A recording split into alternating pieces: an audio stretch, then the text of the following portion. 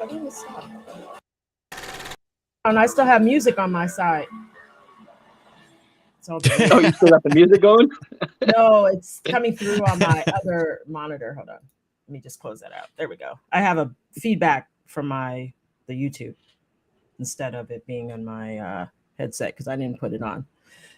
Kramer, welcome. We finally get to do this. We're finally together. Welcome, everybody. Welcome, everybody. As you can see, I brought my amazing child back, Mikey, the Patriots. Say hi, Mikey. Today's his birthday. Everybody wish Mikey happy birthday. Happy birthday. Yes, it is. Hey, thank you. It is great to be back, y'all.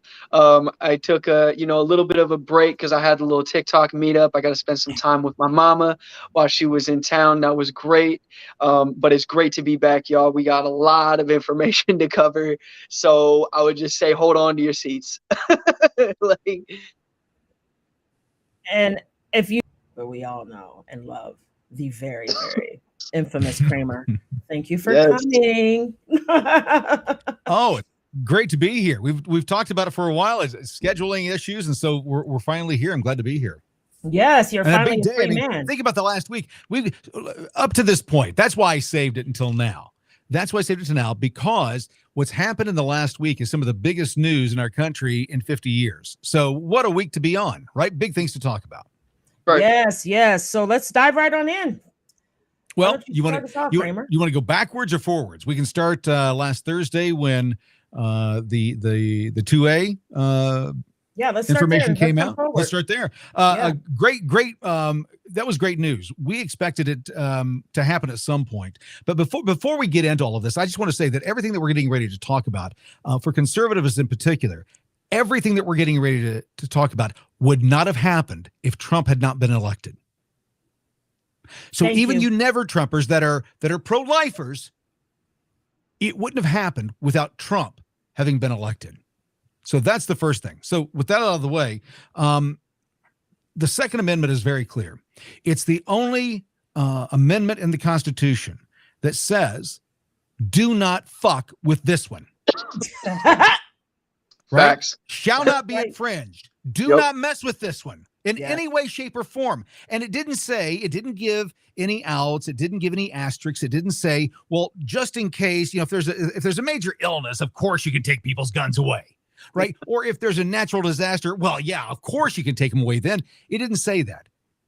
It didn't give any reasons or excuses. It said shall not be infringed. And so that's what the framers meant. That's what they intended, because they hadn't just returned from a hunting party that had gone so well, they decided to put it into the Constitution. They had just fought a war for their freedom. They knew what tyranny was. And so they put this in place so that we could protect ourselves from the same thing. So it couldn't return to our shores. And if it happened internally, that we had a passage to make that happen. And that's what was reaffirmed on Thursday of last week. Then Friday, we come forward, and the pro-life movement got their wish finally. And Planned Parenthoods across the country are going to be closing because those services will no longer be allowed in certain states. And that's another issue that's been 50 years in the making. Now, I want to bring this up. What we're talking about are two issues that started in the late 60s, early 70s, and got pushed through based on what they called perceived rights, things that they were trying to read between the lines in the Constitution. And true constitutionalists don't believe that you can do that. You have to look at the Constitution for the words that were written, because they spent months authoring these documents. It wasn't just they got together on a weekend and said, hey, let's do this. Every word meant something for some reason. And when you go back and read the Federalist Papers, you'll find out what those words meant and why, what the reasoning was behind it. So this issue with abortion and Roe v. Wade that took place on Friday, and everybody was talking about what a great weekend. What they have to realize is that this right that they put on a constitutional level is not in the Constitution. It's not enumerated. It's not there. So if it's not there, then it's not a right. And if it's not listed there, it goes back to the states, and the states determine, and the people of that state determine what they're going to do in that state. So the people keep saying, well, Thomas, he got rid of, or Clarence Thomas got rid of everything. He got rid of the right. No, he didn't get rid of the right. The right was never there. It was never listed. It wasn't enumerated. You don't have it. It's like, I don't have a right to own a dog. I don't have the right. It's not listed there. I have to go to my state. And if my state decides to outlaw owning dogs, then I'll have to deal with it and do what I've got to do and go to a state that allows me to own a dog, or I've got to go to a state that I've got to work inside my state to make sure that it doesn't get to that place, that it doesn't get that crazy. So that was Friday. And then Monday, the case on Monday that really, I think, shook a lot of people was the football coach, that the First Amendment was reaffirmed. So what they've done over the last 3 or 4 days is they've affirmed our rights, reaffirmed our rights, that they belong to us. They do not belong to the government. You can't, there aren't situations where you can say, okay, your rights don't matter. We can take those. That right there should show people that the Constitution is a living document. And the reason that it works is because the rules are so clear. If it's not in there, it doesn't exist there. You got to go there to get it. Right. Yep. And the problem that we have in our streets right now, we've got all these kids out there, young kids, and a lot of women that don't have to ever worry about needing these services. Right. Yeah. Is that a polite way to say it? Yeah, right. No, it's true though. They'll never need these services, right? Out protesting for something that, number one, isn't a right. It's not enumerated. It's not there. Going back to their states, they don't understand the process. They have not been educated. The educational system has not taught them what their true rights are. And so they think they've got all these rights. Well, they don't. We don't have all these rights. We've got the rights that were listed in the Constitution. That's it. The most important ones, right, are the first 10. The first 10 are the big ones. Yes. Right? Well, you probably like the 13th, 14th, and 15th as well. Well, yes, I do. Personally. Those are probably pretty important to people. Those are pretty important for me. Pretty important. Personally. Probably the 19th. Probably the 19th as well. The 21st Amendment, pretty important too. I like my booze. Yes. My point with this is that the Constitution and the way the amendments are to be written is that if you want this right, if you want the right of abortion, then codify it in law.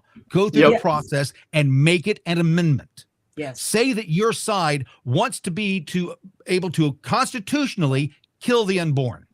Do it. Step forward and take that measure. They won't do it. That's why it failed. Yeah, and it's not going to pass. No one. Well, that's what I was going to say was, I mean, I think they realize, right? So like one of the things when it comes to like Planned Parenthood cut their federal funding to market or to push abortion upon the federal level years prior to this decision coming out, right? So they already knew that this was coming. And so they've been focusing on the local levels. But the issue is why they never push for legislation and only complain and bitch in the streets is because they know they don't have an argument. Right. None of their, and we see this because like I'm very heavily in the debate sphere on TikTok, right? Especially right now with when it comes to pro-life and pro-choice.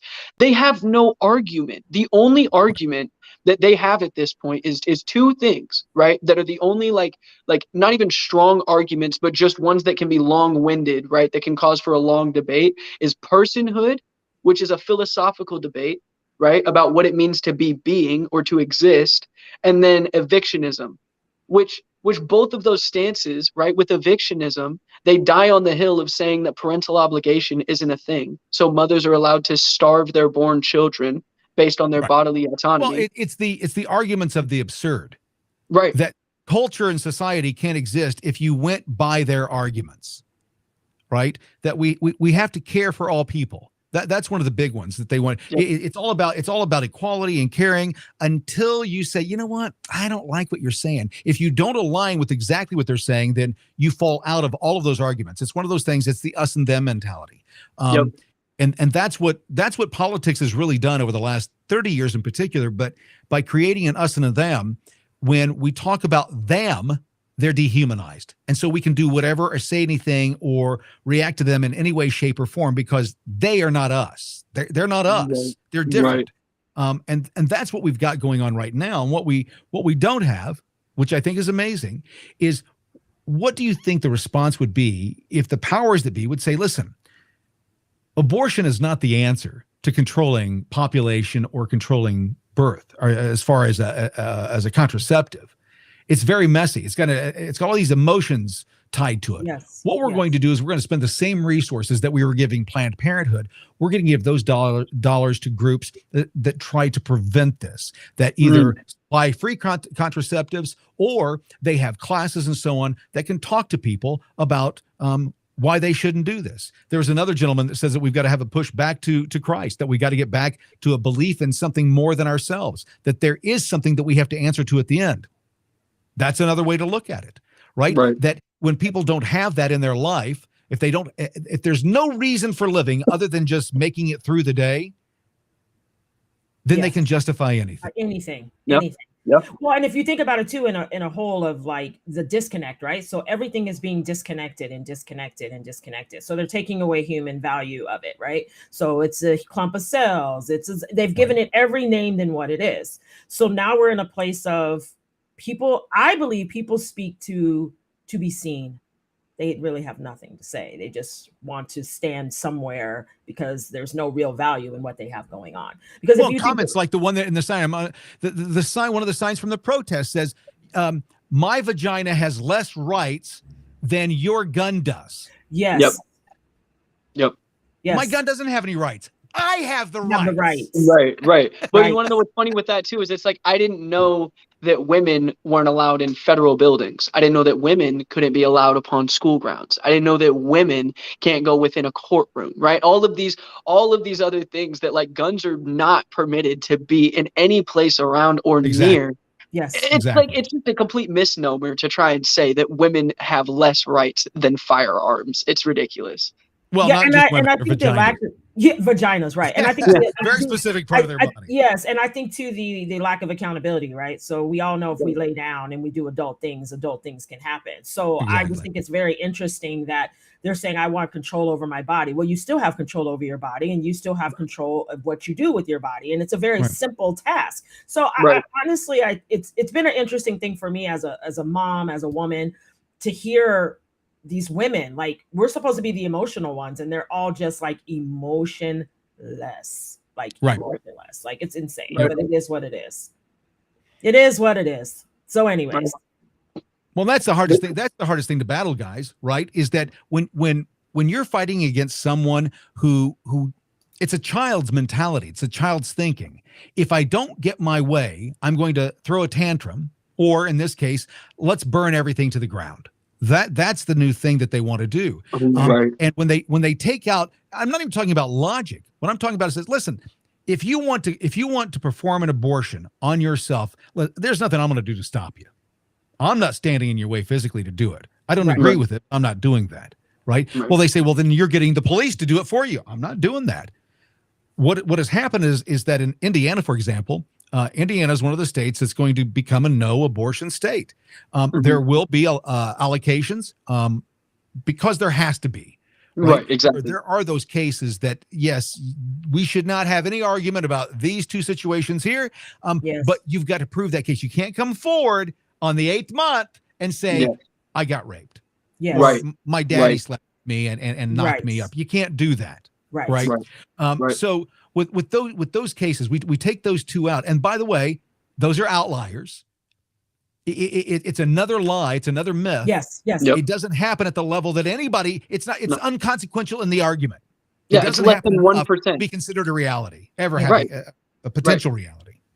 I think you have more of a chance of actually dying from COVID than you have of actually going through one of those experiences. And we know how small those numbers are. So it's like well, see, and this is another issue that we get to talk about. One of the things that we've had happen in this country, and it's around all subjects, especially on social media, is this self-censoring that we're doing, not saying what we mean to say because, well, we might get censored or cut down or whatever. We're going to lose our audience. That's why we haven't made a movement, because people are still scared about losing what they really don't have. The following that you have, the numbers that you have. I don't look at numbers on TikTok or on Instagram or any. I don't care about how many people follow me. I care about how many people hear the message. That's what I'm concerned about. So when your content is shared time and time and time again and goes everywhere, right? It makes a much bigger impact. My point here is that you can't be focused on that.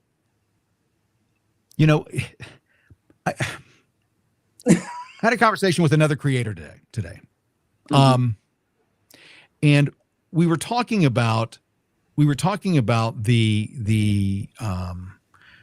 group of influencers on social media and with inside the conservative movement that are everywhere, except behind the scenes doing anything. That part. Right. That part. You can't get them to show up anywhere unless they're going to be on stage or they're getting a fee or they're selling shirts or they're doing some of these things. Well, I got to make a living. Mm-hmm. Yeah, you do. But what are you doing to make everybody's lives better? You're complaining all day long. You're no different than the news. You're not supplying any solutions. You're not working for a solution. You're just one of the harbingers of here's what's bad. Why aren't you doing something behind the scenes? Well, that takes a lot of time. Do you have many? This is my fourth podcast. Well, fourth podcast today. Wow. Fourth, besides my own, so 5. Right? And so what I'm doing is a passion. It's not about followers. It's not about how do I put this right? I love my followers. But if they all left tomorrow, I'm still going to be on there. If I'm just one person following me, if it says 0 across the top of these apps, no followers, right? Not following anyone, I'm still going to do what I'm doing. Right. Well, we'll still be following.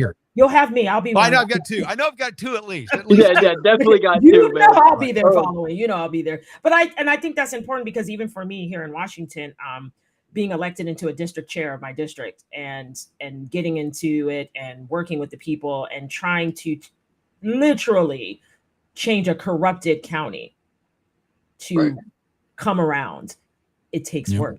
It's nonstop, right? So it's been interesting because we were talking about TikTok and how everyone is now going away from the political side of TikTok and doing uplifting, positive content, da da da da da. And I think what's interesting about that is like, why are we really here? You know what I'm saying? Like, what are we really trying to do leading into this November? You know, like what's the fight and what is our purpose? And if we don't have that purpose, what are we really going to do? And that's the hard part for me. Right. Well, the agenda is clear. The evidence shows that we're not going to have a fall election. The November elections will not happen. Oh my God, Kramer, I hate when you do this. Keisha, what did I tell you? Keisha, what did I tell you on the phone a month ago? Yes, Kramer does this to me every time I talk to him. He says this, and I'm tuning him out. Stop it, Kramer. Stop. It's not going to happen. Well, so it's not just. First of all, one of the groups I work with, we do these routine once every week or once every 2 weeks, depending on availability of the people. These war games that come together and scenarios, and we go through, and it's kind of like the game. What was that? Not Pursuit. What was it? The big Stratego. Like Stratego or Risk. Stratego or Risk, something like that. Yeah. Similar. So you get scenarios and you play those out. Well, every time we end up with based on the current scenarios in this country, to get to where one party is trying to bring things down and the other, and we play both sides. We play both. Democrats are good side one time, and then they're the bad guys the next time. And every time we come out in a civil war or some type of kinetic action happening this fall around the elections, because the Democrats cannot allow themselves to be put on trial for any of the things that they've done over the last 6 years. Rhinos like Liz Cheney and some of these others, Lindsey Graham, cannot allow themselves to be investigated for their roles in what they've supported over the last 6 years. They will not allow themselves to do it. And so they're going to come up with a reason. And some people go, well, they're waiting on us to step forward. They don't need us to step forward. Right. They don't need us to step forward and do anything. I mean, they keep trying to hoist the Patriot front on us and saying, look at these guys over here and what they're doing. And we're going, those are federal khakis you're wearing. We're not buying into it, right? We're not jumping on that bandwagon. We see it for what it is, but they're trying to get this thing instigated and we're not biting. Yep. We're waiting for the election. J6, right? So it's like this committee, hearing of opinions. Same concept. Yep. Well, and hearsay. Yes. All hearsay. Yeah. Yeah, it's all, The chick today, what she did today was all she did was that she said, well, he said something along this line. Yep. Really? That's the best you got? I think he said something like this. And then she read out of her book. She read her testimony out of a book. That's a prepared statement. That's no longer testimony. Mm-hmm. That's propaganda. Right. Yeah, I was telling a buddy of mine, I said, you know what? No. There's nobody else asking any questions. The Republicans are on the same side as the Democrats. It's a kangaroo court.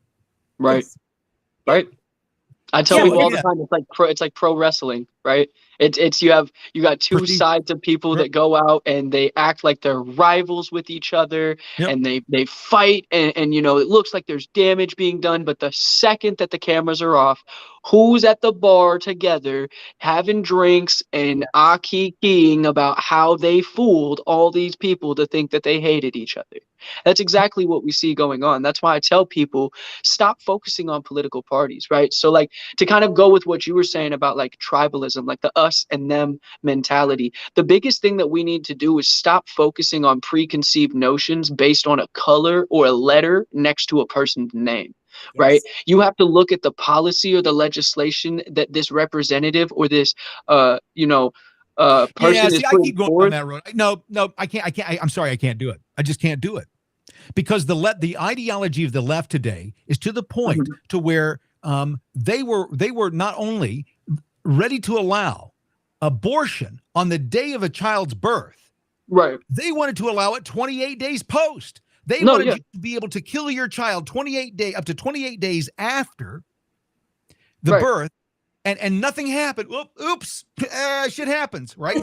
That's what they wanted. That's what they want to push forward. That idea, I can't agree with that ideology. That is not birds. Right. That's not two wings of the same bird.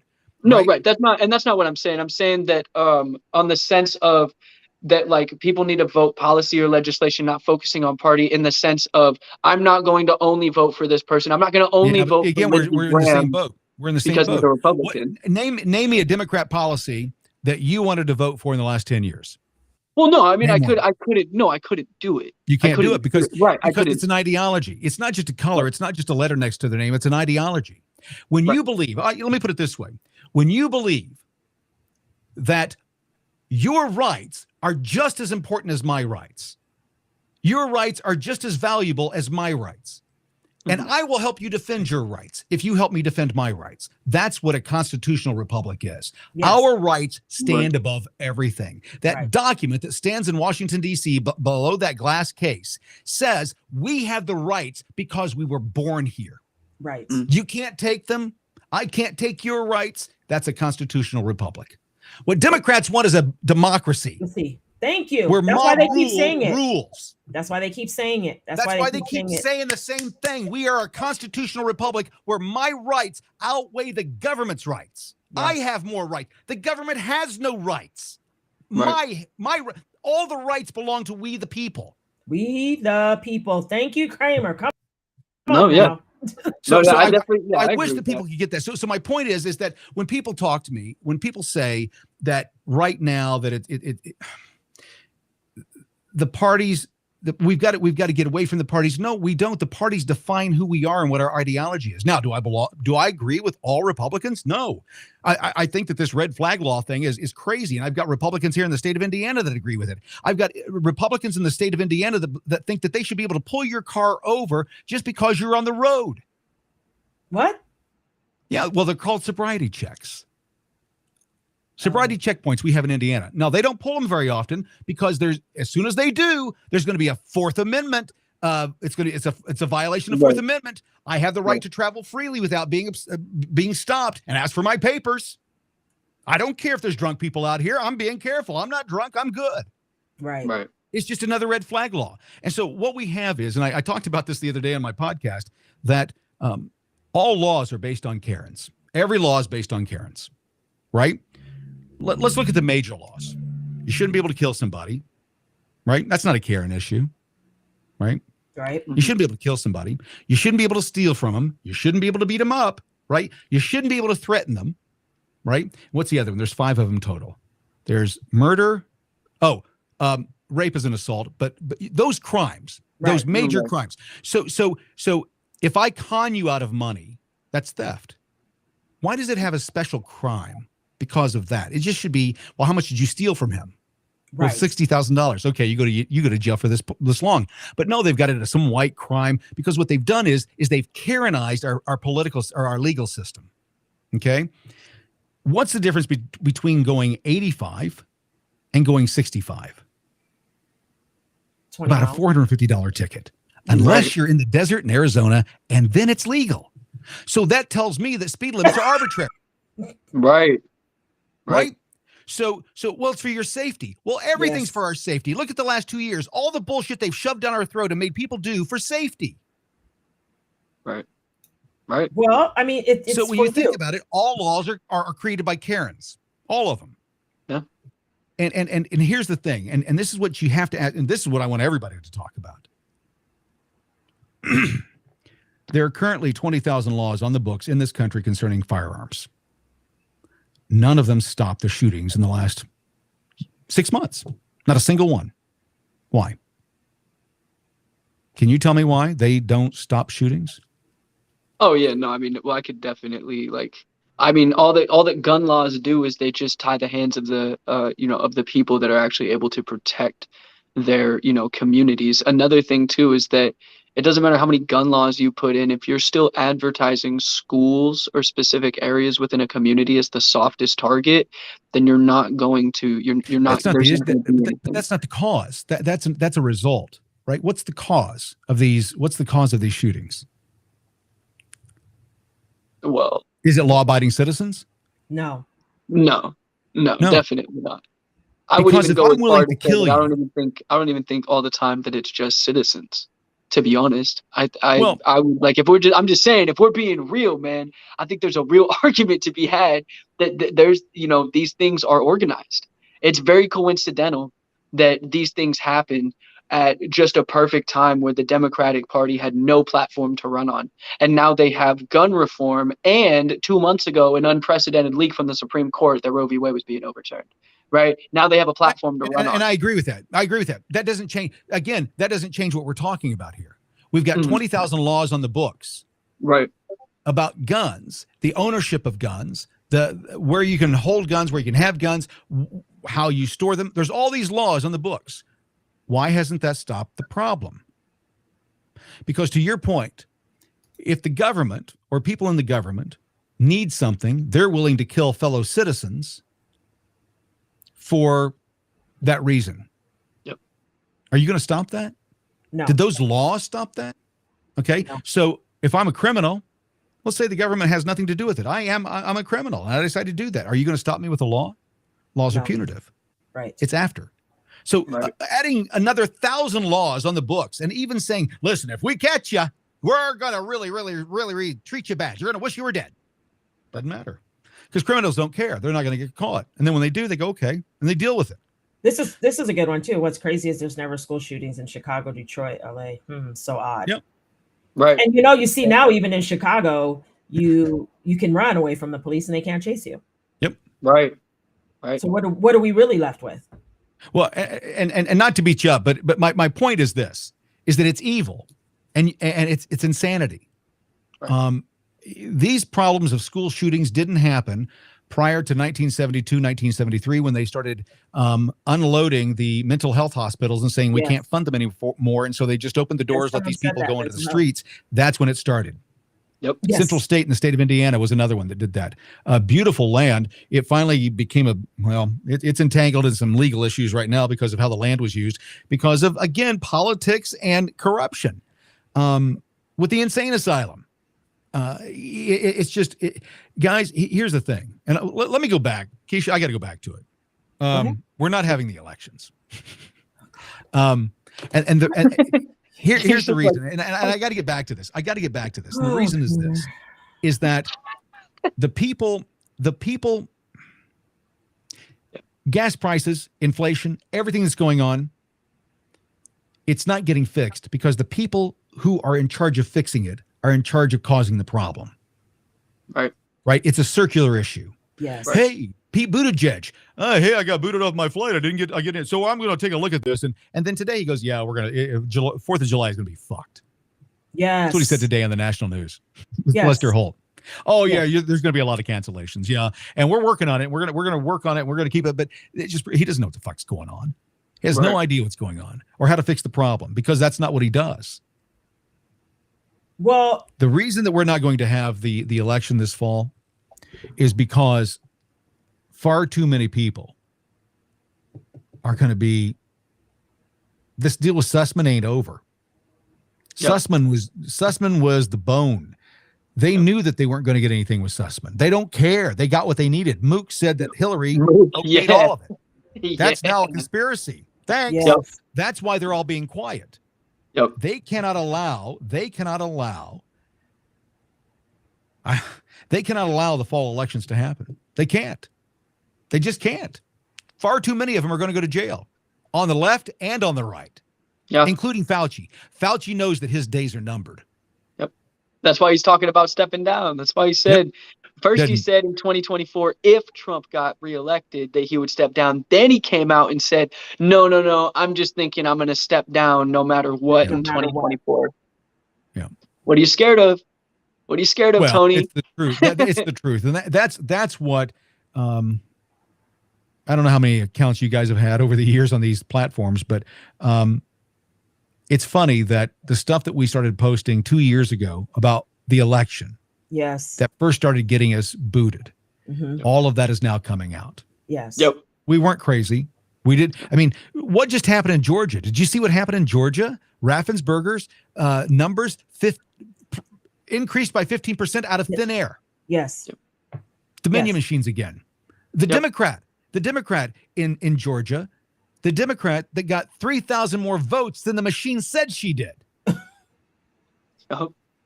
So this isn't a left or right thing, guys. This is an American issue. This is a national security issue. If we can't trust our elections, if we can't trust the vote, we've got problems. So when we look back at 2020 and we go, listen, we saw things changing on the screen that had never changed on the screen before, that has to be reevaluated. For nothing less than we go, we got to fix that problem. Right. We can't allow that to happen again. Right. So here we are, and now people in Nevada, in Clark County, are saying, "Hey, listen, there's irregularities." The GOP, the head of the GOP chair in Clark County, Nevada, the feds came in and took his phone and his electronic devices. I mean, there's big news happening, and nobody's reporting on it except us doing these little podcasts and talking to 200, 300 people at a time and saying, "Hey, listen, we got some issues here. You got to stand the fuck up. We can't be the ones doing it all the time." I'm tired, guys, of people saying, well, nothing's going to happen. They're not going to do anything. You're part of they. Right. Do you live in this country? Yeah. Yes. I mean, it's that ideology, that mentality of, you know what? It's like seeing a little boy he's in the pool drowning. And people standing around, well, I guess he's going to drown. They're not going to do anything. Who are they? They're us. We are they. Right. Yeah. You standing around with your phone. Look, you standing around with your phone. We were at a family outing. I just got back home from Nevada. I'm out playing with the grandchildren, and I look around, and everybody else is on their fucking phone looking down. Yes. We're on the playground with the kids, or they're having a blast. Papaw's playing with them. Everybody's looking down at the ground. I took a picture of them because I thought it was hilarious. I'm even a dick to my family. Why am I not surprised, Kramer? Why am I not criticism never stops. Why am I not shocked? So should we move forward? Should we come Let's do it. to our latest? You want something? What do you want to say, Mikey? Yeah, just real quick. I just wanted to ask Kramer, that gentleman that was arrested, he was actually he was one of the ones that represented Trump, right? John Eastman, if I'm not mistaken. He was one of the ones that was a lawyer for Trump when it came to the election. Where they came in and I don't think he was arrested. They went into his home and forced him out and made him wait in his pajamas. I don't think he was ever actually arrested. Yeah, well, was he? The instance I'm talking about with Eastman, he actually got pulled out of a restaurant by the no, I Fed. know about. Yeah, he got pulled out of a restaurant by the feds as he was already walking out, exiting. They ushered him out with his wife and then seized his phone and searched him in the parking lot. That's not Eastman. Is not the guy that I'm talking about. The Mike McDonald is the chair of the Clark County GOP. It was his phone. Okay. The lawyer that represented Trump is Eastman. He was the one that was just ushered out, and then the FBI seized his phone and then just left him. Like it was just nothing. Well, just a couple of days ago down in Terre Haute, Vigo County, Indiana, sheriffs went into a man's home without a warrant, took his gun from him, and then went out into the yard and then started to hold him down. The whole thing was videotaped, and I mean it's on TikTok right now. But this is where we are: is lawlessness, where the people that how do I put this? I back the blue. I do. I do not back unintelligent officers that do not know the law and putting people's lives at risk because of their egos. That's what I have a problem with. Right. And there's a lot of that. And what you see in this clip is you do not have the right. The Constitution is the Constitution, officers. I will stand behind you and I will march with you when you're doing the right thing. But when you're not, I'm going to call you out like I do everybody else. Yep. Wrong is wrong. If you do not have a warrant, you can't enter another person's home unless you feel that they're going to do some harm immediately to someone else. That's the only time. And so these issues have got to stop. These police officers have got to get off their goddamn egos. And I don't know if it's because they were trained in wartime and they've been in Iraq and Afghanistan for the last 20 years and they come back home and they try to do that bullshit here. We have fucking rights. We are not Afghanis. We are not the Iraqis. We are American citizens. We're just like you. Right. You do not have any power or authority over me. You serve at my pleasure. Right. I'm so tired of these. Everybody. Well, and I don't know why but it seems like it's getting worse too. Like it doesn't seem like it's getting better because what I feel like is all the good cops walked away. Well, a lot of them got booted out because they refused to follow an illegal order. And now the Fed came forward and said, yes, that was all illegal. You can't force people to do that. After 90% of the federal, I think 90% of the federal 90% of federal employees have taken the jab. Yes. And that's another thing. I want to bring this up real quick, off subject. I got hit up. I can't remember this guy's name. I did a debate with him, live with him. And he kept saying, why do you call it the jab as opposed to the vaccine? He says, all you conservatives did that because I said, well, there were two reasons. If you mentioned vaccines on anything on TikTok, you got booted off, right? The second thing is that it's not a vaccine. It's a jab. Yep. It's not a vaccine. I'll call it a medication, a jab, but it's not a vaccine. Yep. It's just not. So I just want to bring that in. Well, yeah, I mean, I think that no, it's funny because like I've had people try to they pull it's Russian propaganda. I don't know if you've ever heard that, but I've been told so many times that it's Russian propaganda to label it the jab. And I tell them, I'm like, do you guys know what a vaccine is? Do you know what immunization is? Do you realize that you cannot say that you are immunized from this because you can still get it and die? Like it makes no fucking sense. Well, get it, pass it on, die from it. Right. Tell me what if it doesn't fix one of those three or two of those three, then all three, then what's the point? Right. I tell you what the point was, is my opinion. My dad got his second shot. He was dead 5 days later. Well, that's not true. I should clarify that. He got his second shot, went into the hospital 4 or 5 days later, and then when I saw him, he died 5 days after I saw him. That's the progression of things. That's how I should say it. Yeah. You'll never convince me that didn't kill him. Right. Ever. Right. You'll never convince me of it. My mom and my sister got it. Both shots. My sister's 49.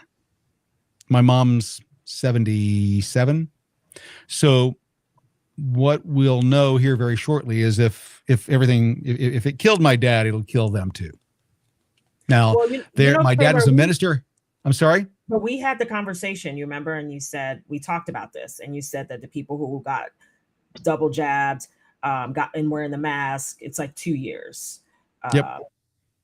That's what we talked about the time frame. Yeah, we talked about that time frame of it all, because I think it's important, because a lot of people have gotten it for work reasons or whatever, personal reasons, whatever the reason was. And now we're starting to see people, the long-term effects of these vaccines or jabs, lack of there. Well, yeah. Did you guys happen to see the numbers that came out from the DMED since the vaccine has come out? Myocarditis up 2,100%, cancer's up 300 to 600%. There's been an 80% increase in all-cause deaths since the last jab, since the last booster came out, since they started giving it. An 80% increase in all-cause deaths. And now they're giving it to your babies. Mm-hmm. Right. Yep. Oh, and it just came out. Actually, I'm so glad you reminded me of that. Let me find it. 5 years, true, yeah. The CDC was just exposed for using false data to approve the COVID jab for children. Yeah. But meanwhile, it's already been approved for children. Well, right? The Pfizer data shows. The Pfizer data dump shows everything that we're looking at, right? Is all of this information they knew in advance, and they lied. I mean, we just saw Dr. Deborah Birx go on in front of the Congress and say, well, the best thing that we had was hope. You didn't have hope. You told us this was a goddamn cure. Yeah. Yep. You told us it was a cure and we could get our lives back and we could be back to normal. Yes. And everybody did that. And meanwhile, you're still buying goddamn scarves. People's lives have been lost. Livelihoods have been lost. Suicide. I mean, everything that can happen bad happened because we listened to you. You fucking idiots.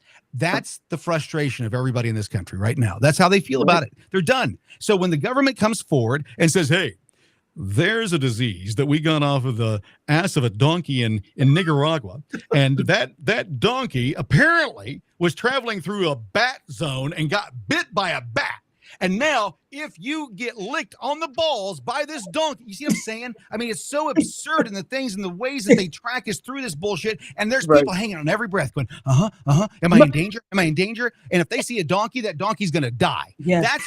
That's when they would allow you to have guns, is because it's donkey season, baby. You don't let them touch your balls. You're a dead man if you do. Yes. That's the mentality, the logic of the left. I live in Washington State, and I get on a train and people are still wearing a mask like it was the day one of COVID. It is dumbfounding the amount of people still doing it. I assume that anyone that's wearing a mask today, especially if you're wearing a mask in your car by yourself, I assume that you wear a condom or a dental dam or whatever women would use for the same purpose when you masturbate. That's what I assume. You wear a diaper at all times of the day in case you might shit yourself on a 0.2%. Right. Yeah, just in case. Well, it's higher with me. I mean, if I laugh too hard, there's a chance it can happen. I'm so done. In the middle of laughing, Kramer goes, "Oh, okay, yeah, gotta go. Sorry, gotta cut this short." But yeah, I mean, it's been fascinating for me. It's been fascinating for me because I'm just like, why are we still here after everything you've seen, everything you've heard, everything you've learned at this point? You still believe this? You still believe this? Yeah, everybody should be dead. With as deadly as it was, everybody should be dead. Right.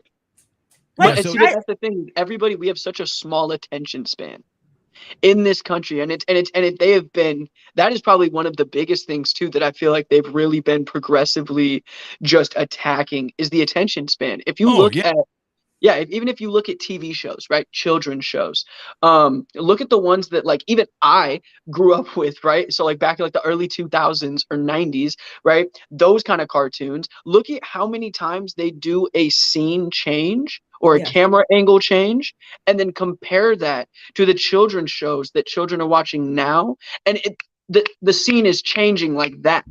The attention span isn't there anymore. So they can tell people to stoke this fear. Oh, yeah, everybody's going to die. Everybody's going to die. And then 3 months later or 6 months later down the road, when not everybody's dead, they're just like, everybody's just kind of like, what happened with that? Oh, I don't know. I mean, hey, how was the sports yesterday? Like, Mike, I think what they've got those. I think they've burned that out. I think that they've become the boy that cried wolf. I think that's what they've become. I think that they've done it so many times that there's going to be a group that always listen, right? But they wear masks in their car, so we know who they are. Right. The rest of us though have come forward and say we're done. We're done playing this game, and I think that they're not going to be happy with what happens next. I don't think. I think if they try and pull the stunt again, these are not threats. These are observations of history. That you can only push at people so far, and then there's a point at which people start disappearing. Yes. It just happens. Yes. And history shows us that what they'll do is somebody will start local, right? And what you're going to see is a ton of backhoe rentals in this country. Is that somebody's going to be upset with a board member of a school board, and they're not going to allow their child to do this or to do that, and they won't be able to go to school if they don't do this or do that. And that school board member or teacher they're just going to disappear. And then a mayor is going to disappear. And then a state representative is going to disappear. And that's how it happens. That's not me saying that. That's not me saying a threat. That is an observation of what history shows us, what happens when people finally reach their brink.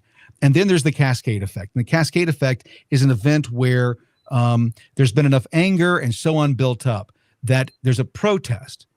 And instead of just one side showing up this time, two sides show up. And this time they go to war.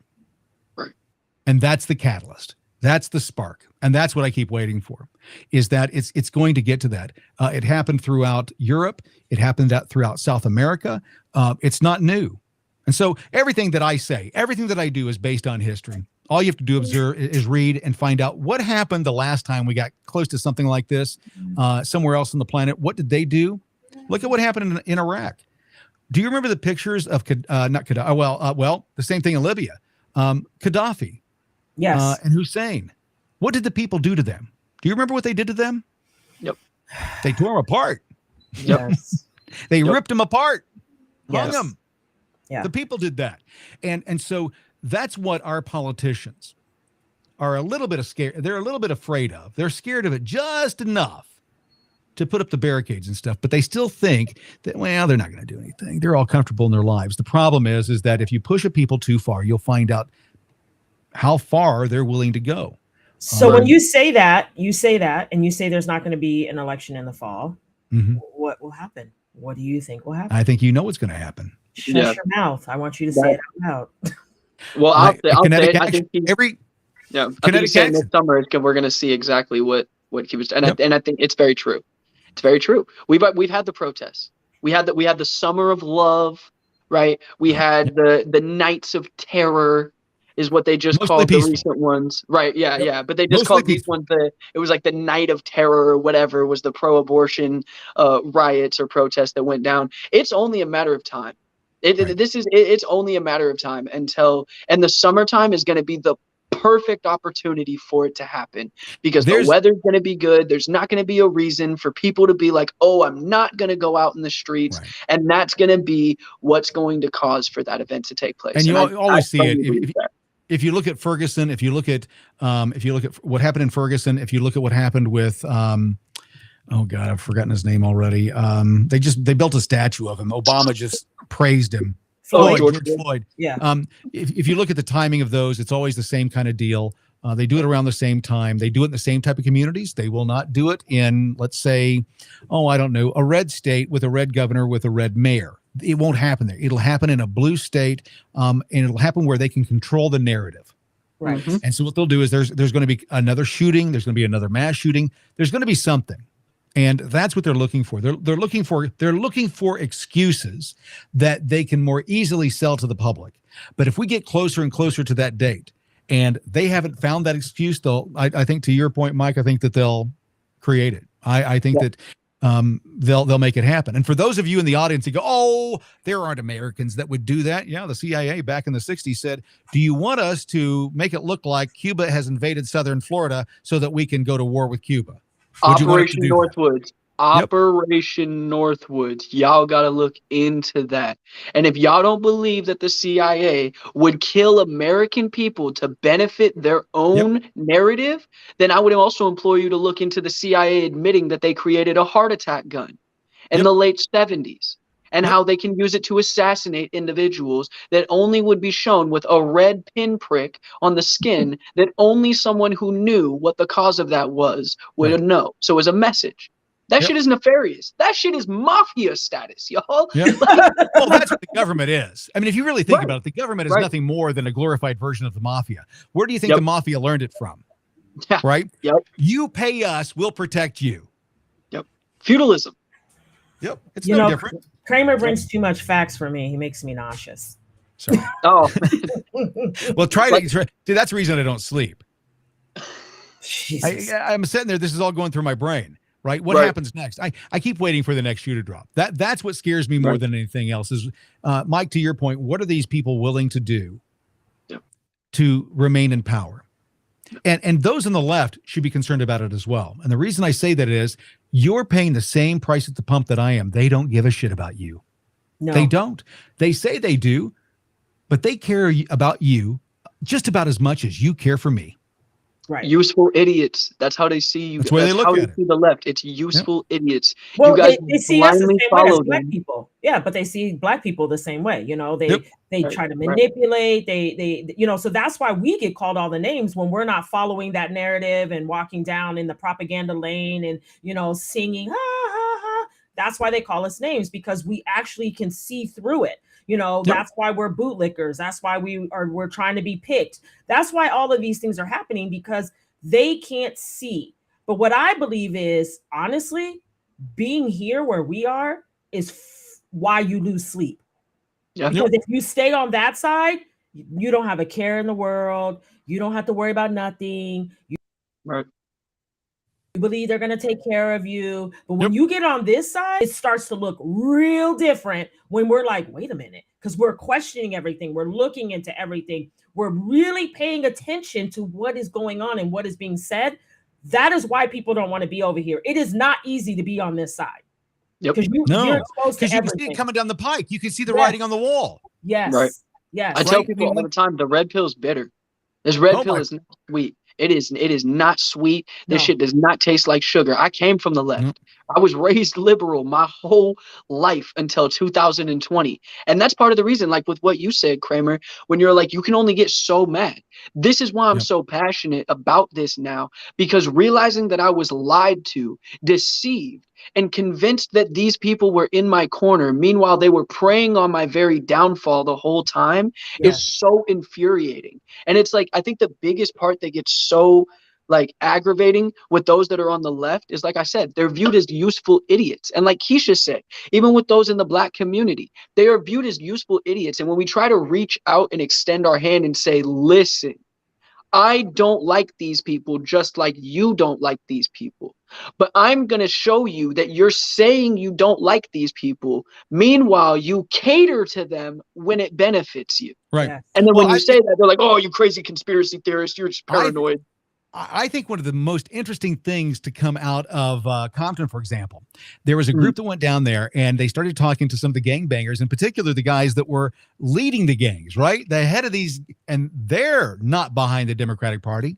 They see it for what it is. And you know what? He goes, one of the guys says, he goes, I can recognize somebody who's trying to do to me what I do to others because I know it. I know how they do it. Right. Yep. And so that oppression, that thinking, that mentality, that comes from a different way. What Democrats want you to believe is that they will help you rise with them, but you have to give them power. You have to give them everything to them. What we say is, let's all rise together, and no one has any special powers. Right. Let's all help each other out. And now, with that being said, there's accountability. And that's the difference between the liberals and the conservatives. We say that there's accountability. You just don't get your pot of beans because you show up at Sunday school on Sunday and say you lost your job, and then you don't show up for church during the week, and you come back next Sunday wanting some more beans. You don't get your beans if you don't show up to church. You don't get to be a part of our community and the benefits of our community if you don't participate in the community. Correct.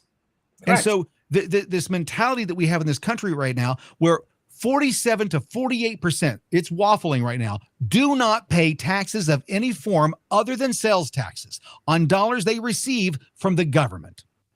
Now think about that. Yeah. They don't pay anything in, and they're sucking out. Well, they need that. Well, you don't need that multi-generational. How is that you're locked into a system you can't get out of? To your point, Mike, that's feudalism. Right. If you don't have an opportunity to get out, for lack of a better term, off the plantation, right? Yes. Then where do you go? What's your option?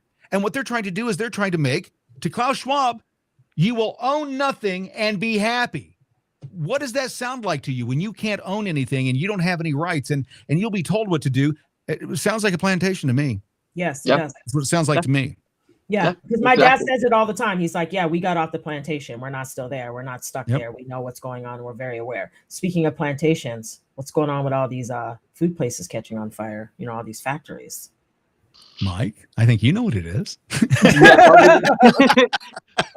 So we've had, I believe it's like 23 or 25 different food processing plants that have randomly just had fires that have been started in them. And I think that it's very coincidental that we have this going on at the same time as we have an international food shortage that is looming because of what's going on in Ukraine. And Ukraine is one of the biggest suppliers of fertilizer for around the world. So it makes sense that on top of that, there would be some kind of an effort to construct a more severe shortage, so then you can push the people back into the arms of the government by saying, oh, I'm scared, I need the reliance. And me and Keisha were actually just talking about this. I need the reliance on you guys, rather than working as the community, right? Rather than working as a group together, a group mentality to try to get ourselves out of it. Their hope is force us back into their arms in a state of fear. And I think that it also isn't coincidental that there's a formula shortage, which is baby food. So it's like they're going for all individuals. I think it's there's already a wheat shortage. There's already a wheat shortage. That's a hard one to say. Wheat shortage. I think it was 3 or 4 weeks ago, the UN released an article and a statement saying that the world was at a point. This is 3 or 4 weeks ago. 10 weeks worth of wheat left on the planet. Yep. Concerned. And then this is what I love about the liberals. That's nothing to worry about. The wheat's coming in. The new ones are coming in. In Europe, it's going to come in, and you know that Ukraine is the wheat basket right of Europe. So no, in Ukraine, that crop is going to come in, and everything's going to be fine, unless it burns. Right. Exactly. Unless it gets firebombed. Unless Putin decides, listen, we're going to destroy the crops as well. Yeah, you're good as long as none of that happens. And these are the things, Keisha, that I keep bringing up. These issues, just say for shits and giggles that the Russians or the Ukrainians or the CIA decide to destroy half of Ukraine's crop. What does that do? Fucks us. You know exactly what happens. Yeah. Right? Meat is getting too expensive. Yep. When bread gets too expensive, we're SOL. That's when the real hurt comes. When bread gets too expensive, that's the problem. What we've got right now is we've got gas prices. If you remember in the 07-08 era, when it started the recession, gas prices doubled within a year. Well, they've nearly tripled within the same period. Yep. People cannot accommodate that. I saw this coming. That's why I sold my home. I told my wife, I said, we're going to lose this house if what I think is going to happen happens. And it's all happened. I lost my last client on June 1st, my birthday. Wow. Client of 28 years. I put it on TikTok. That's how I knew the end was near. It's an auto dealership. And it's not just an auto dealership. It's a huge group auto dealership. And after 28 years, they said, we can't do it anymore. And they were paying me $1,800 a month just on retainer, just to be able to pick up a call, pick up the phone and call me. Right? Couldn't even afford that. And that's nothing. No, not in that industry. That right there, that is a business that I used to myself make $90,000 a year from. That was my commission off of that deal, was $90,000 a year gone. I saw all this disappearing. And so that's when I took to social media, was to tell people, listen, this is what's going on. And there's some people that still got great jobs, still making great money. And they don't think that it's ever going to end. Right. And that's the people that are going to be most dangerous, because when it ends, they will lose their shit. And what they've been doing in the streets, right? I think what's interesting about this abortion issue is the number of Democrats that are coming out and saying, we're pissed that our guys didn't do more to codify this into law. Yes. Right? They're pissed. Not at us, not at Clarence Thomas, but to the Democrats. But when they lose their shit, when the liberals, and I've been saying it for the last 4 or 5 months, it's not going to be us. It's not going to be us that starts this shit. It's going to be the liberals. Yes. Yep. They're going to take to the streets, and they're going to try and start to burn cities because they're upset about either an election, or they're upset about Roe v. Wade, or the Second Amendment, or some other issue that they're upset about. They're going to take to the streets. They're going to try and burn and loot these cities this time. And the American people will not allow the cops to stand down, because we'll arrest the police for not doing their jobs and then take care of the other problem. That's what's going to happen. That's the spark. That's why we will not have elections this fall. We will be under martial law or something of that sort. That's my prediction, because based on what they're willing to do, it's what the left at this point is willing to do. They've already said it. How many people did you see on TikTok say that they were willing for violence in the streets over Roe v. Wade? Yeah. And they've already said the second pandemic. Biden already said the second. We need more money right now for the second pandemic. For the second coming pandemic. soon. Coming soon. For the pandemic that will be coming soon. Yep. The other thing too is that I think the walls are caving in on them, and they realize it. Yeah. So of course they're going to do. But exactly. And I say this, I'm so glad that you said that, Kramer, because I say this all the time. I say that what I believe that we're experiencing. Well, I can hear one in the background. But no, I be saying that what I think that we're experiencing is we're witnessing a beast in the form of the federal government that has been running rampant, but is now getting to a point where it's becoming wounded, right? It's been mortally wounded, and it's now ran to try and flee. And it's now cornered, and now we're witnessing the last final movements of this beast lashing out and trying to get its last licks in before it has no other choice than to lay there and succumb to its injuries and eventually die. Yep. Yeah. And we haven't seen it yet in this country. We haven't seen this process play out in this country. Other countries have. Russia went through it when I was a kid. I don't know if you remember the Boris Yeltsin coup that happened. Yes. That there was a tank, pointing and pointed directly toward the parliament. It can happen. That was in the late 20th century. That wasn't that. I was a kid when that happened, so it's in my memory. When I say kid, I was a late teen, early 20s when all that happened. My point is that it can happen here. And if people don't wrap their heads around what's going to happen, how it's going to interrupt life, because these people that are wanting to control everything, they're going to, Hillary Clinton said it. If they get me, I'm taking DC down with me. Yep. Right. That was her quote, not mine. So that's the mentality. And if she's willing to do that, I mean, you heard what she said about Clarence Thomas today. What kind of a radical he was. He was always upset in college. She went to school with him, law school with him. And look at the difference. Look at the difference of what that law school produced. Right. Right. Clarence Thomas, on one hand, a conservative, and on the other one, a lady who got kicked off of the Nixon Watergate investigation because she was a criminal then. Right. They kicked her off the committee because she was a lie. She was a liar. What she was doing was illegal, unethical. Then she hasn't changed. She hasn't changed. Clarence Thomas will go on to be one of the greatest justices in our. I put him up there with Scalia. Yeah. Oh yeah. So I guess, Kramer, I want to ask you. And if you don't want to talk about it, I could totally understand it, because I know that a lot of people kind of like follow you and things like that, and I know it's kind of a controversial topic. But what are your thoughts when it comes to like Q, or like anything like around that with that theory? It's all bullshit. Right? You think it's all bullshit? It's all bullshit. Mike Flynn made the comment that it was most likely CIA derived. Here's the thing. If Q knows everything, why don't just spill it and get this done? The plan, right? The plan. Everybody said, "Oh, you got to trust in the plan." What's the plan? What is the plan? Right. I have to know the plan before I can trust in it. I have to know who originated the plan before I can trust it. Who's the plan? Where's the plan come from? Who's got the plan? Right. When I'm going to say this, when I say it, it'll dawn on you what it is, and you'll go, "Yep, I see it from that point." You don't have to agree with me, right? That's America. You don't have to agree with me, right? But why would anyone make a plan that made their people suffer more under that plan to showcase how bad the other guy is? Why don't you just showcase what he did and let's get done with it and either put them in jail or execute them? Right.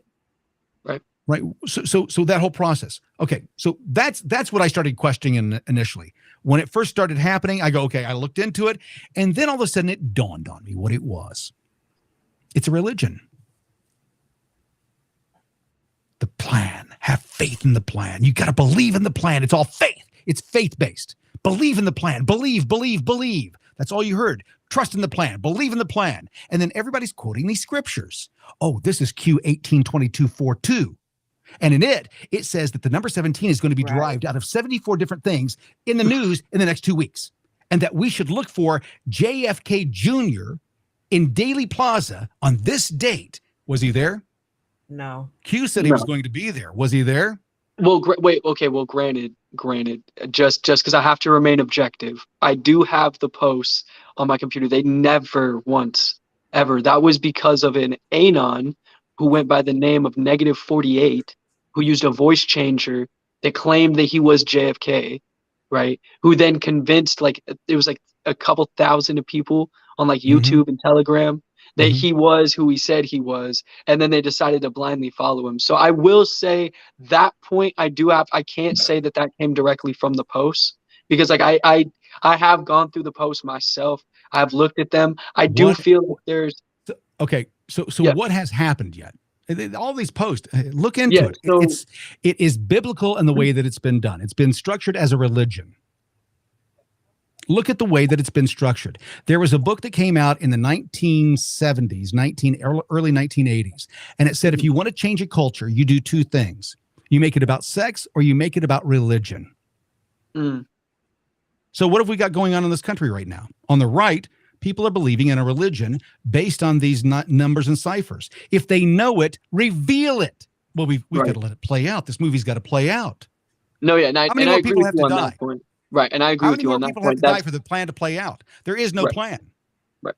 Well, my biggest thing is that I think that, and this is where, like I was saying, like I really do agree with you, and this is kind of where I'm at with grappling with this, right? Because that was kind of like one of the biggest things that kind of woke me up was, seeing like, okay, because there was a lot of information that proved in which that the government was corrupt, proved that human trafficking was very much going on in these organizations through NGOs, all that stuff.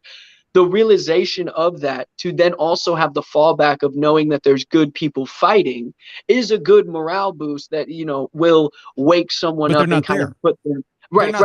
It's all a farce, right? So if they're not there, then it's this false hope. And this whole false hope is why people, especially on the right, have been so reluctant to step forward because, well, the plan says that we're all going to be saved, and it's all going to be taken care of, and Trump's going to save us. Right. How would if I so I'm a strategist tactician. That's what I do for a living. So if I wanted to quell you, right, I tell you that there's a light at the end of this tunnel, but you've just got to abide by these rules and don't go out and do anything that might, give them a reason. Don't give them any reason whatsoever to crack down even harder. Just abide by the plan. Plan's been going on for 2 years. How many people have died in that 2 years that didn't have to die? Right. Execute the plan now. If Q has a plan, execute the plan. Right. That's what I say. Execute it now. I'm done. I'm done playing this game. And I agree with you. And what I was going to say was that especially if we can agree that the fact that occultic beliefs and these kind of secret societies truly are in existence, and that they are kind of at the top of our elite structure, it's very reflective in this ideal of the ends justify the means of how we get there, by saying that no matter how much evil you have to go through, you're going to get to this point of, you know, good that's going to make it all worth it. And that's what I really don't like. Like, that's where I said, like, I've really started to grapple with it, because it's like, how are you going to tell us that you're the good and you're fighting against these like Luciferian occultic, you know, secret societies that practice these weird duality beliefs, but then you're going to, on the other hand, do the exact same duality bullshit to say you can't separate the evil from the good because you have to go through the evil to experience the good. Like, it doesn't make sense to me. And then now, I don't know if you've known, but 2 nights ago, Q started posting again. So what fucking plan? Q started posting again after not posting for a year and a half, and everybody's like, oh, we're going to go through the post and we're going to get to the end of the post and then it's going to be the storm and all this shit. They started posting again. Well, there's 3 new posts. Well, I mean, see, this goes down the same path. This goes down the same path and the same thought process of what's his name that died? The security malware guy. What was his name? Oh, John McAfee. Yeah. John McAfee. Yep. McAfee, what was supposed to happen? Remember all the things that were supposed to happen after McAfee died? What happened? Yep. Nothing. It's all bullshit. People trying to make names for themselves. It's like there's a number of them. There's a number of them that I've listened to. X22 is a great one. I love listening. That guy's great. He'd be a great minister.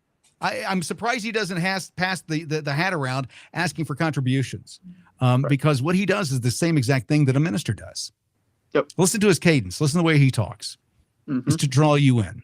I can do the same exact thing. I do it when I'm joking around with politicians. Let me tell you, Mike, I can tell you right now that in my heart, I know that you're a hardcore patriot. I know it. And I know that you'll do what your country expects from you when that time comes. But in the meantime, you've got to send me $25. Right? That's that mentality. Right, That's how they work. Just $25. It's a process. Right. And so it's the Hegelian dialect, right? It's the Hegelian dialectics of being able to control your cadence to where you are the beneficiary, no matter how the conversation seems like it goes. Yep. And that's that process. It's interesting in that I grew up in the church, so I've seen it all. My dad worked, basically what he did as a minister, our family did, is that when churches had problems, the minister ran away with the choir leader or absconded with all the money in the bank, that kind of stuff. My dad went into that church and got it back under control until either they decided what they were going to do, a new pastor came in. So a couple of things came out of that. Number one, I went to 14 different schools. I started first grade as a 5-year-old. Because of how my birthday fell. And then I graduated as a junior. So when I got out of high school, I had just turned 16. Oh, shit. But I went to 14 different schools in that 10-year period. Yeah, that's right? 11-year period. Right. And so one thing that I learned was how to deal with bullies. That's one thing that I learned to deal with. That's what I learned personally. And that's why I am the way that I am today, is because of how I learned to deal with bullies. You do not allow them to bully you. That's how you deal with bullies. Right. That's it. There's no secret. That's it. The second thing was, and this is probably the most important, is that I saw from a young child on what people were able to do behind the scenes when they didn't think that they were being watched. And that's what character is, by the way. That's how you define character. The things you do when no one's watching. Right. And so what I would see is the husband that had fooled around on his wife coming over and having a meeting with my parents and just overhearing them in passing things that was just knowing what was going on. So this person that I had looked up to in the church, I found out, well, he wasn't who he said he was. And I kept seeing that time and time again. Why? Because my dad's job was to go into those occurrences where that happened. Right. So I kept seeing, well, the people that we're trusting, they can't be trusted. Why? Because they're human. So when I look at a politician, I don't see a politician. I don't see a personality. I see a human who is fallible, who somebody strokes him the right way, will do anything they want. Somebody promise him the right thing, which is dangerous. Yep. That's dangerous. And that is the problem we're having right now as we fast forward to this sentencing of 20 measly years. Yep. Yeah. She'll serve 10 or be Clintonized. I think I put my money on Clintonized. Yeah, I was gonna say she's getting Clinton. That's 100%. I mean, did you see the right hand to Bill Clinton that was he had just it had just come out that he was on the flight logs and that he had went to the island with Bill, and then what happens? He ends up killing himself, but a really creative way. He was found hung in a tree with a shotgun blast to his stomach. Yep. What? That was 2 weeks ago. Yeah. Where's the news on that? Where are well, that leads me to an interesting point, because what's been happening is you've realized, right, that things have to change. We cannot rely on the sources and the news that we currently we can't do it. We can't do that anymore. We've got to go to a different realm of looking where our news is coming from and where we're getting our information from. And we've got, Gateway Pundit is a great example. I mean, they're an independent group. They're small. But they got a big enough. Well, they got a big enough presence, right? One of the other ones, we're actually, I've got a phone call tomorrow talking about helping the Epic Times market themselves. So there are these outlets that we've got to start looking to, and we've got to get away from Fox News. We've got to get away from OAN. I mean, not OAN, Newsmax. And what Newsmax did during COVID was unconscionable as a news outlet that's supposed to be conservative based. They lost my trust. I'm looking for other outlets. And so I kept looking and looking and looking. And one of the things I realized was, well, why am I looking? Why don't we just create it? Kramer, how's the studio coming? we're working on it, because what I want to do is we see this next push as being able to be not just part of the noise, but part of the bullhorn that conservatives need so badly. And what we've got right now is we've got an option. Newsmax has tried, but for me at least, Newsmax is nothing more than a glorified podcast. There's nothing deep there. There's nothing that they've done. OAN has done a little better of a job, but long term, I just don't see it. And the owner will not. He won't invest in talent. And so what you get on OAN is a bunch of kids reading the news that really, really suck. And I don't have no credibility in the service. So there's got to be something better, something different. And we think that we can do that.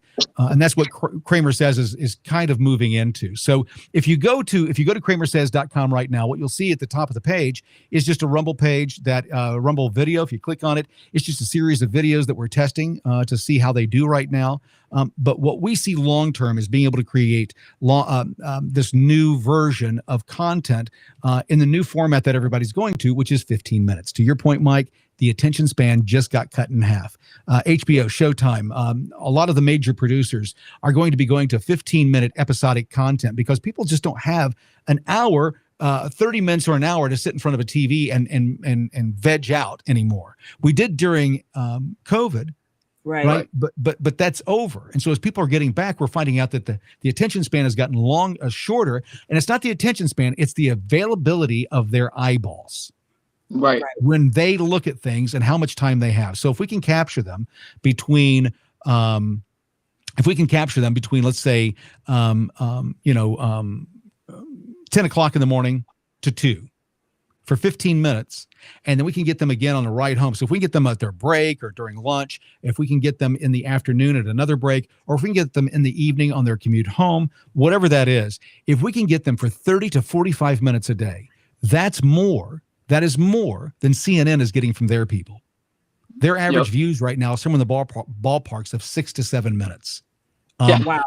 So you see, my point is that we think that there's the potential, and the content that we're showcasing right now, we've taken from YouTube. We do not believe it's not our content. We're developing content. It is just as a test. It is being run under the, what's it called? I can't remember the terms, but the governance that we got from YouTube, it's universal rights or whatever. We're taking it down. We're not charging anything for it. We're not monetizing it. It's all for a test. But it showcases the capabilities. So what we'll be able to do is, I don't know if you're familiar with Right Side Batty. Or Aaron, who formed Freedom 551. Was it? 515. Yes. Aaron, they've come together to form a new podcast. That podcast is going to be one of the first ones we feature. Their podcast is non-political. Their stuff is about the things that we're going to need going down the road. If things turn out the way that I think they're going to, they think they're going to turn out to. If they're talking about canning, they're talking about farming, they're talking about the things that you're going to need around your home in case the electricity goes out, those type of things. Issues that we never thought we'd have to discuss in this country. Now there's a platform that is going to start talking about these issues and start doing different things and delivering conservative content that's different. It's not going to be the run-of-the-mill bullshit that you're seeing. So it may be a 3-hour version of a conversation like this, and then the next thing you see is a 15-minute version of how to start fire in 7 different ways. I mean, it's going to be very, very diverse initially, just to see what kind of audience we can get. But it's gotten to the point where it's cost effective enough to do this and be able to have a platform, a channel that we can reach and get outside of what TikTok and Instagram and Facebook and all these others allow and don't allow you to do and say. Right. Yeah. And by the way, with all that being said, so we're building Kramer Says out. But in the meantime, we're going to need the help of other people. So graphic designers, video editors, sound designers, the people that work in media, we need that help getting this off the ground and getting started. Currently, I'm funding everything. It's coming out of my pocket. But we need help. Everything that I've done at this point, I've volunteered everything. We think it's the wave of the future. We think that it's how we're going to have to be able to communicate with each other because the apps that we've been using are not long served for what we're thinking is going to be around. I don't trust TikTok other than I would not have this conversation on TikTok to save my life. No, hell no. We wouldn't have even gotten 15 minutes in. Exactly. Right. Yeah, they would have shut us down already. We would have been done. Checkmate. So well, see, you've done the same thing. You see the same value, right? So having a platform that allows this content to have a home instead of everybody's doing their thing separately. Right. And that's the problem. Right. Community comes from being together. And I've talked to a couple of creators and they go, well, I just want to create my content out here and do my thing. And I go, okay, well, that's fine. But if you want to come into the fold afterwards, I can't guarantee there's going to be a place for you. That's the way I play the game. I give you the opportunity up front. Here's what we're doing. Would you be interested in being a part of this? Can you fit this in? Oh, yeah. Okay. Well, then that's awesome. If you're saying, well, I'm going to wait and see. I'm not a wait and see kind of guy. Right. Wait and see kind of guys get up at the end of the line, right? If you're a wait and see, it's the people who jump in early. So that's one of the things that we're doing at Kramer Says that I'm really excited about. Now, that is the optimistic part of what we're doing. I'll be there. I don't think it's going to happen.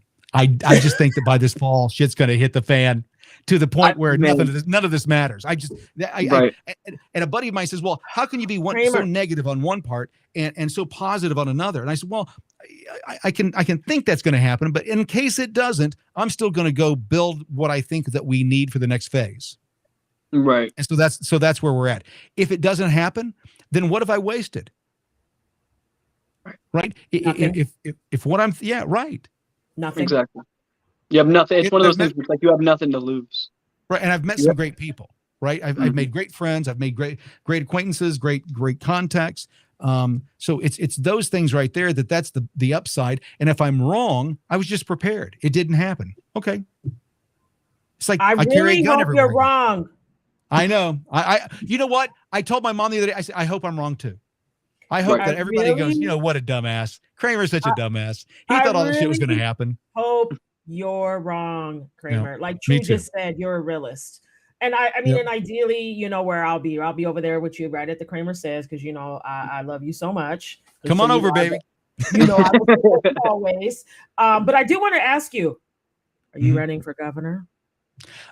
We are, in Indiana, we are waiting. Well, we're waiting to fall. We're going to wait until see what happens in November. Right. It doesn't make any sense to spend any money now if I believe that what's going to happen is going to happen. If it doesn't happen and things go smooth and everything gets back to normal, then we'll announce then. We'll do an exploratory thing most likely. The issue is that I see in the state of Indiana and other states around the country is what we found in the COVID experience is that far too many governors, far too much power. And nobody at the governor level is going to lessen that power unless that's what they're standing on. And so what I do is in running for governor, the first thing that I would work on with legislature is to either amend the Constitution or change law to make it available that the state legislature can call an emergency session after 30 days of an emergency session under the governor. Or if the governor has had more than 14 days, they can call. Okay. Right. So if the governor says 14 days of emergency, suspends for 2 days, and then does another, because that's the bullshit that politicians do, right? Because they would write a law. The law would say a 30-day emergency. Well, I didn't have a 30-day emergency. I had 2 13-day emergencies or 2 14-day emergencies or whatever. They'll try and get around that. So to make the language to the point where the people have the power, the governor of your state should not be a king because some people got the sniffles. Right. Okay. Oh, okay. And so, you see what I'm saying? That's what happened, is that they had too much power. They shut down the entire state. They don't have that. And it went on for months. Yes. And in Indiana, our state legislature did not step up. There were just a couple of voices that voiced opinion against the governor. That will change too, because when I'm governor, they'll all speak out against me. Jesus. I love it. Yes. But to your point though, I mean, that's exactly what Inslee did. Inslee, the second that COVID hit, the second that they said that there was an excuse for these governors to start acting like that, that was, our governor has no intentions. Right. Exactly. Yes. True. Exactly. I'm talking about Inslee. Exactly. Yes. We're on the same wavelength here, man. Inslee is still so tyrannical. He's still building camps in King County. Like, well, and again, why is he doing that? 2 years into COVID, why is he doing that? Exactly. Oh, for the second coming. For the second coming. For the elections this fall. You know what? I'm sick of you. I will beat that horse. You know, I beat that horse so long that it's now a leather drum. It's turned into a leather drum. That's how long I've beat that horse. I am so. I just think again, the signs are all there. The issues there. Look at what happened. Look at what happened with the Biden administration and the push they were doing until the Ministry of Truth failed. Yes. And all of a sudden they've stalled. Right. They're not announcing anything that they're doing. They don't have any new moves or anything that they're announcing or showing. Right. And what's her name? The pixie elf that's the new Jean Pierre press secretary. Yeah. I can't. What is her? Is John Pierre or something like that? Whatever it is. Yeah. Yes. And by the way, she's cute as a button. She's cute as a button, right? But she opens her mouth and ruins it. Right. Yes. It's like Kamala did the other day. Did you see what Kamala said? It was today. What is the Biden administration doing about inflation? Well, we're trying to bring inflation down by bringing costs down. And we're working tirelessly to make that happen. She says nothing. Exactly. What the fuck? Says nothing. She's the second most powerful person in the country, and that's the best she's got.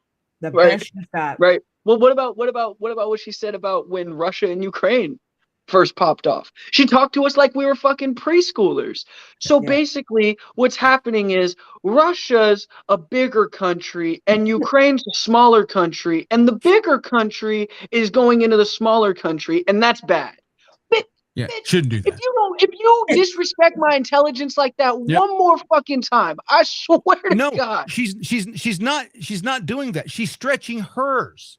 She's stretching her intelligence. Thank you, Kramer. Today it was amazing to me. Today I was watching. My wife had Fox on in the background, and Geraldo comes on and says that we have to respect her for what she's been able to accomplish. And it's like, what?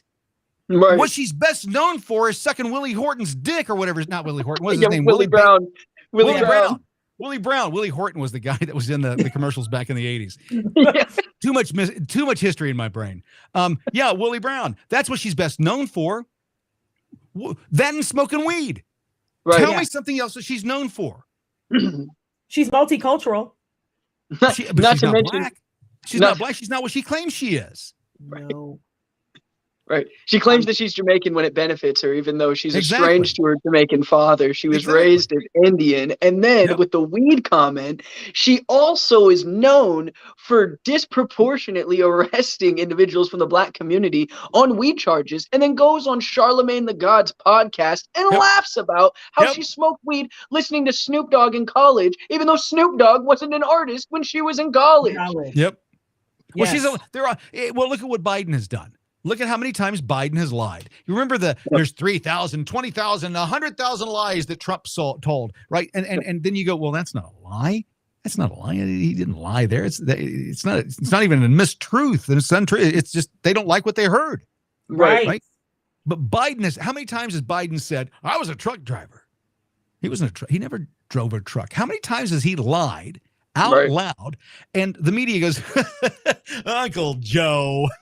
Right. He's so forgetful. And I'm at the point where, and this is where hopefully everybody else is, I couldn't give two shits what any of them say. Yeah. Thank you. Yep. If they told me that aliens were landing on the White House lawn and they had video of it, unless I'm there seeing it, I don't believe it. It's all bullshit. Right. Unless I'm there and I see little green men in front of me. Yep. Exactly. And I'm going to try and pull their skin off just to see if there's guys inside. There's a good chance those are Patriot Front guys. Those are Patriot Front aliens. Yo, that's the other, honestly, though, to the other part, though, of like how irrational, to go back to kind of like the Q thing, how irrational it's all become is like people are literally denying what's in front of them because they refuse to accept the fact that the reality is the reality. Like, and that's so dangerous to be like, oh, everybody's got masks on and they're all executed and we just don't got to worry about anything. Huh? Like, what do you fucking Because mean? it's easier to be there. It's easier to be there. That's why I said what I said. It's easier to be in that state than it is to actually face what is really, truly happening. Right. It's escapism. It's like it's like the person who they've lost their job, they have an addiction, they're on their last credit card, and it's got $300 left on it, and they're still thinking that life is going to turn around for them. Right. Rent is due in 2 days. They don't have the money.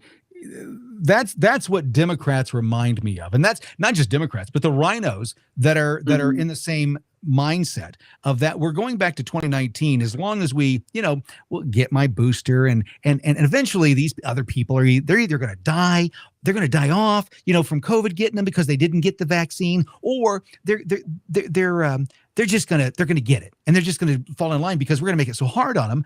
That's their thinking. But it's hard on everyone. Say that again. It's hard on everyone. It's hard on everyone. No one has escaped it. Right. No.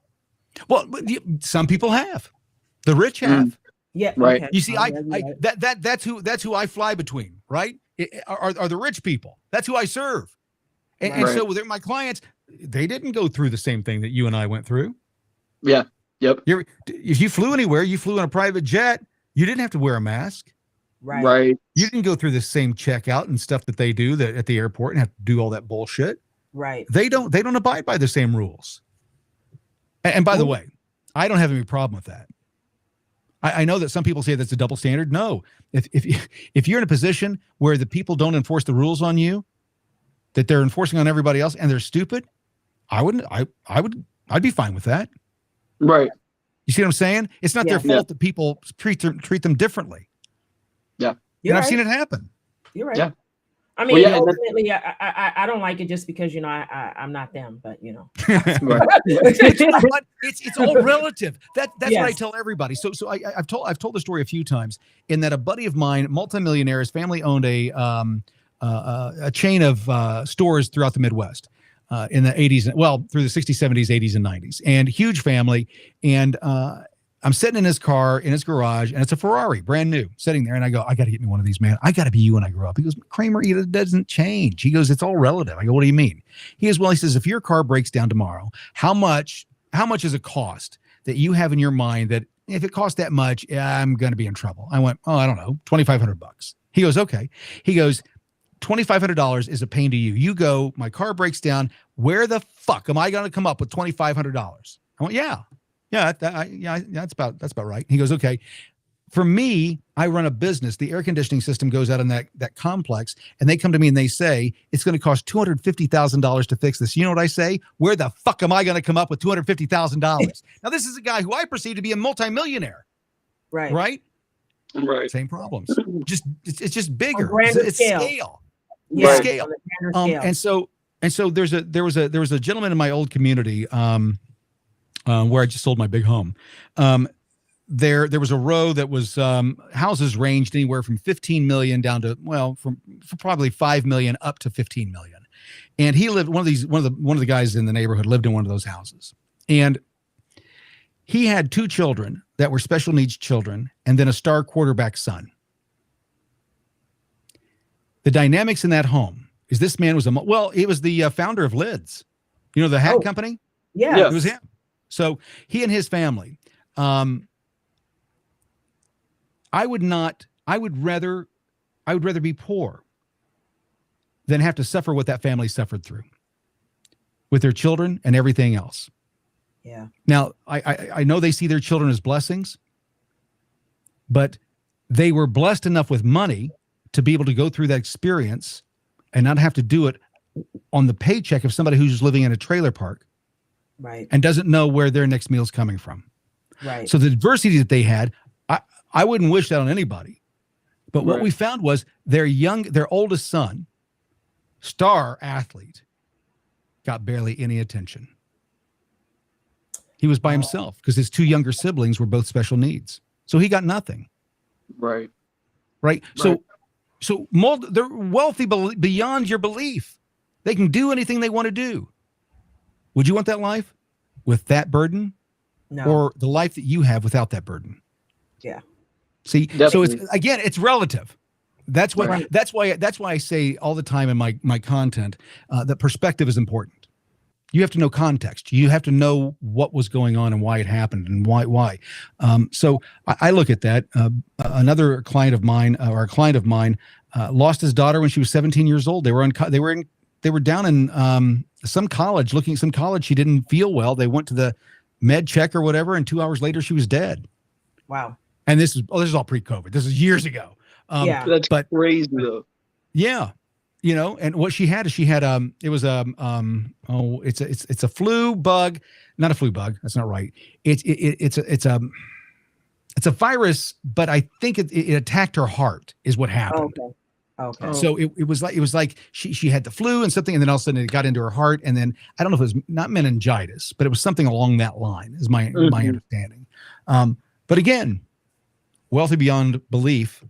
His house took him 5 years to build. 5 years. Things were already breaking inside the house and out of warranty by the time he took possession. Right. Yeah. I pointed that out at the party. I'm good. I wonder how much this took. His house took 5 years to build. I wonder how much of it is out of warranty. Yeah, exactly, and out of date, and it needs to be updated. But anyway, It is already out of date. Yeah, look, Mikey, is there anything else you wanted to ask Kramer while you have him at your disposal? Shoot, man. Honestly, I really just wanted to get the opinion on like Q, and you kind of gave me what I expected to hear, because it's kind of where I've kind of been starting to get myself to as well. Yeah, exactly. And then, man, I think, I can't really think of anything pressing that I'd like to ask. If I could get like an email or something of yours so that I could like contact you if I do come across something that I just kind of need some guidance on. It's let me syndication at kramersays.com. Okay. The word syndication at kramersays.com. Kramer is CRAMERSEZ, and anybody can email me there. If you want to join what we're doing, if you want to see what Kramer Says is up to, the website has not been fully updated yet. That's going through the process right now. But yeah, we're excited about what we're doing. We're not excited why we're having to do it. Right. We wish that this wasn't the case. Right. But we believe that our nation is in peril. And I don't think that that's hyperbole in saying that. I think that there are a ton of people, you're seeing the videos start to roll out now, of men, older men in particular, saying, "You will not take my firearms." Yep. Right. Right. Yep. And by the way, that's people of all colors and creeds. Yes, it is. Yes, it is. And by the way, political parties, because I've got a few Democrats that saying they're not taking my guns either. Right. And I said, well, they're not taking mine before they take yours. Yeah. Right. Yeah, I guess another question that I would have is like, what are your thoughts when it comes to like the Illuminati, right? When it comes to like the cabal, like. Okay. I don't know what you call them. I don't know if they're the Illuminati. I don't know what they are, but are there, are there tiers of are we in a tiered system that power at the top is few and it keeps going down like a pyramid scheme? Yes. Yes, I believe in that. I believe that there are very powerful men and women in this country, and we see them gathering at Davos. It's like, give you an example. Elon Musk is rich. He's not as rich as the Rothschilds. He's the richest man on the earth. Not as rich as the Rothschilds, right? Right. Not as rich as the Rockefellers, not as rich as the old money, the old blue blood money, the money that's behind what we call the Illuminati. These people are they're the richest people on the face of the earth. Now think about this. And this is something I'll leave you with. When we have a person like Charles Manson, psychopath, right? And they have no money. They're easy to get caught. But what if a multi-billionaire, trillionaire, teamed up, and by the way, who was a psychopath, teamed up with another multi-billionaire, trillionaire, who was also a psychopath. And together they decided that we're going to take over the planet. Well, that's what Klaus Schwab is. I mean, when you see, my content is about lowest common denominator, bringing it down to the lowest. Where does all the water flow eventually? To the lowest point. Get to that point and you'll find the truth. Right. Wow. And what we're seeing is they're telling us exactly what they want to do. So if you call the World Economic Forum, are they part of the Illuminati? Well, they have to be. They're the one part, the marketing arm of it, or whatever it is. Right. Because Klaus Schwab he's not the richest man on the face of the earth. Yeah, exactly. Yeah, he did. Exactly. Yep. He's working for somebody else as well. Yep. We'll give you great prominence and we'll make you a star if you'll just do what we want. Yep. And that's easy, man. Most people don't know that I came from media. I've been doing this a long time. And the benefit to have been where I've been and seen what I've seen is to know what people are capable of doing to other people. When you hear about the parties in Hollywood, especially in the late, it'd be the early late 70s, early 80s. Right now, I wasn't there in the late 70s, but in the early 80s, 82 to 86, 87. Yeah, I was part of that scene. And the things that they talk about at parties, the things that we hear about Hunter Biden and the accusations that are made against some of the people in Congress, I believe it. I've seen it. Yeah. And so when you've laid your eyes on something or stopped something from happening because it was evil. Yes. And you knew that by doing so, you may lose. Well, I was asked to leave. I was never invited back. Let me put it that way. Right.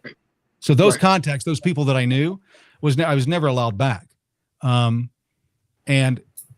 there was this. It's almost like this. I'm trying to think of the best way to put it. It's almost like a secret veil that's over you that you're always waiting for somebody to. It's been years now since that happened. And it was a girl that she was there. She was 16 years old. She was way too young to be at that party, and she was having sex with several men. Wow. And they knew she was 16 years old. But she was drunk. She was having a good time. There was plenty of blow laying everywhere. And this was at a big star's house. So some things never change. They don't change. Yeah, exactly. They haven't changed since the days of Rome. I mean, if I had taken a picture of that image of what I saw and taken them out of their 80s clothes and put togas on them, you wouldn't have been able to tell the difference. Right. Nothing's changed. So when people think that, hey, we can trust this guy or we can trust that, no. What you have to be able to trust is they will not fall. They will not fall to the temptations that are offered to them. Right.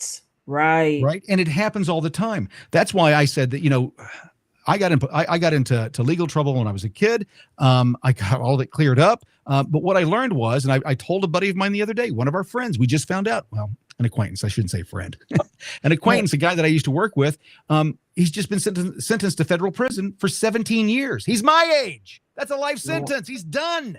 Yes. Right. Yeah. So I told my buddy, I said, I'm so glad that I learned my lesson about what not to do early in my life, as opposed to getting away with it until the end. Right. Who want to spend, by the time you've achieved everything you want to achieve, who wants to go to jail then? Who wants to be in trouble then? And that's what these old politicians, that's what Nancy Pelosi and all these people, they've never been caught. until her husband got busted. That's the first sign. Yeah. Yes. Right? Yes. And that's why they hid. Happen. Little things That's why start they to hid his happen. mugshot. That's why they hit his mugshot too, because they. Well, that's not his mugshot. That's a second mugshot. His first mugshot, that's not him. That's professional photography, because that's the only mugshot in that system that looks like that. Yep. Because it's angled downwards. Yep. He has He's looking up. starched collar. Yep. And he's kind of got his hair tousled, but doesn't look like he was drunk. No. Yeah. even the gleam, the gleam in his eyes isn't the same as what you would see from somebody who was drunk to the point where they caused an accident, which is what he did. Yes. He caused an accident. That's what a lot of people don't know. They think he just got arrested for a DUI. No, somebody ran directly into him because he pulled out into oncoming traffic. Right. Because he was drunk. Well, I'm hoping that these little signs are hope for the future. That's what I'm hoping. Well, they are. They are, but it's the last grasp. It's Keisha. It's one of those things. You look at what happens. Do you remember the movie Scarface? The end of that. Yes. What ended up happening as things started spiraling out of control? Right. No. He kills his best friend. Yep. His ego is so big now that he kills his best friend. He ends up killing, it leads to the death of his sister. Anybody who was close to him is now gone. It's gone. Well, the same thing happens. And the reason that these stories are compelling is because we see them in real life, and we don't realize that the stories that they're telling us in the movies, the things that happen in real life are 10 times worse. We just hide them. Ghislaine Maxwell, this deal with Ghislaine Maxwell is a great example. 20 years for trafficking kids, but the people who she trafficked for, well, their names get hidden. And which is disgusting. I'm still trying to figure out why that's happening. Because it's more profitable. It's more profitable to protect. I've been doing too many podcasts today. I've lost control of my lips. It's more profitable to protect those that would harm a child than it is to prosecute them. That's the only thing that makes sense. Right. Nothing else makes sense. Nothing else makes sense. Well, and that's the disgusting reality. That's the disgusting reality. Trafficking is $1 billion industry. Oh, it's bigger than that. It's multi-billion dollars, hundreds of billions of dollars. Right. Because when you talk about trafficking, it's not just the trafficking of kids; it's also the human trafficking of prostitutes in your own city. And there's a whole system that has been known for years in this country. There is a Jewish mafia. There is an Italian mafia. There is a Chinese mafia. There is a Japanese mafia. There's a Caucasian mafia. There is a black mafia. You see what I'm saying? Is that there are these groups inside our nation, and nobody talks about them. It's this little evil thing that's underneath the surface. And when you see a nation drop or you see a nation fall, what ends up happening is the second tiers of control are the ones that take over. Yep, the power vacuum. Power vacuum happens. These people rise to the surface. They're always there. Right? But nobody pays attention to them right now. Everybody's worried about white supremacists and some militia being the problem. That's not going to be the problem. The problem is going to be the electricity goes off for 6 or 7 days across the country for some reason. And everything, imagine what happened in New Orleans during Katrina, happening on a national scale. How long did it take FEMA to get down into New Orleans? How long did it take? 2 weeks. 2 weeks. Imagine 2 weeks without water, electricity, running, heat, depending on what it happens. Right. So I mean, these are the things that concern me. The difference is that I'm not just concerned, I'm taking action to make sure that if they happen, that I'm prepared for those things, but also to tell other people, here's the things that you need to be prepared for and observant of, the things to look out for. It's like when I go into a restaurant, I never have my back against a window. It's always against a wall. Always against a wall. I can always see who comes in. Am I paranoid? Maybe. But if somebody comes in, I'm in the perfect position to return fire. Right. It's those little things to think about, right? And when my wife, love her to death, she's one of these people that walks in and just Did you notice that guy over there sitting over there? He's got 2 guns on the table. Nope, didn't notice that. What's the appetizers here? What's the appetizers? Right. Well, I mean, she has you to protect her. That's why she does it. Well, that's it. Again, Keisha, I'll say it one more time. I don't think the elections are going to happen, but I think that we have a role to play, and that role to play is to get people prepared for what's going to happen, so that it is not as deadly as I think it's going to be. I think you're going to see a ton of kinetic action, and it's going to be over something stupid. Here's the thing that's getting me. I've said it from the very beginning. For the last 2 years, I've said this one thing: the catalyst, the straw that broke the camel's back, will be the loss of innocence. That's what it always is. Okay. The little girls who got blown up in the church, what it was in Alabama or Mississippi. Yeah. That was the straw that broke the camel's back. Yeah. That's when shit started to really get done. Yep. Right. And there was a squash of the KKK and the white supremacists in this country. That's when it happened. It was the loss of innocence. It had to happen for the next thing to happen. And now they keep talking about this ghost of white supremacy in this country, and it doesn't exist. It's not here. Right. Are there racist people? Yeah, there's racist people everywhere. Right? But is that the biggest concern we have in our country right now? No, I think the $7 a gallon gas is. I think the southern border is. I think food shortages are. Right. Doesn't even make the top 150 problems in this country right now. No. Of all the things I'm concerned about, that's the last one. And by the way, in the event that it happens, here's what's funny. The people that they keep calling the white supremacist and the racist are the ones that would stand up against that. They would be, we'd be the first ones. Yes. Right? We'd be the first ones to do that. And you got this war in Ukraine, and when it was revealed that the powers that be were there supporting Nazis, right? Who did the liberals choose? The fucking Nazis. The Nazis, yeah. Yep. I did not see that coming. So so that's what we're up against, guys. And so my point is this: I don't use logic with the left anymore. I don't argue with them. I don't care. I don't want to hear their arguments. I know what they're capable of. I've seen their work. Yes. I know what's next. They've told me what they're going to do. And the far left, Klaus Schwab and his group, they've told us what they're going to do. Yes. So when people tell me they want me dead, and they've got ways to make that happen, and Joe Biden comes in and says, hey, if you try to take us on, I've got all kinds of weapons to kill you. When they say that, I believe them. Yes, when they show you who they are, believe them. Yep. Yes. So that's where I am. And my content, basically, for the most part, is to inform and to poke my finger in their eye. Just jab it in. Right. And I have fun doing it, and it's a calling. It's a superpower more than anything else. Whatever, dude. Whatever, dude. Your content is always on point, man. You do not miss. Thanks so much. I'll tell you that. Thanks so much. Thank you, Kramer, for coming and sharing your time with us. Thank you so much. Thank you. We finally did it. How many months did this take? Too many. Yeah. It's okay though, because we had some great conversations on the phone leading up to it. So I told my wife, I said, when I was in Vegas, this is right before I left. I said, right before I left Vegas and went to Reno, I talked to you for 2.5, almost 3 hours. Yes. You know, and she goes, is there anything I have to worry about? And I went, no, I don't think so. I think I think she has more taste than you do. She has nothing to worry about. It's okay. Nothing to worry about. Nothing to worry about. Look, Kramer's a good boy.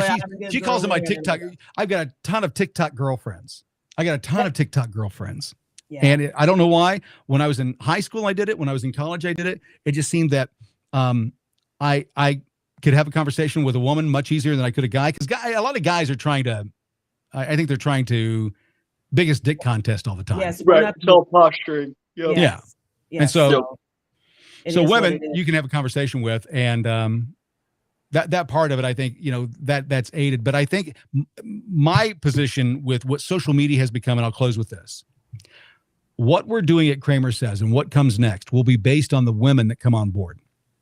And the reason I say that is that our women, our mama bears, they're done too. Yes, we're done. And women protecting their children, the future of their children. Yes. Are fearless. Yeah.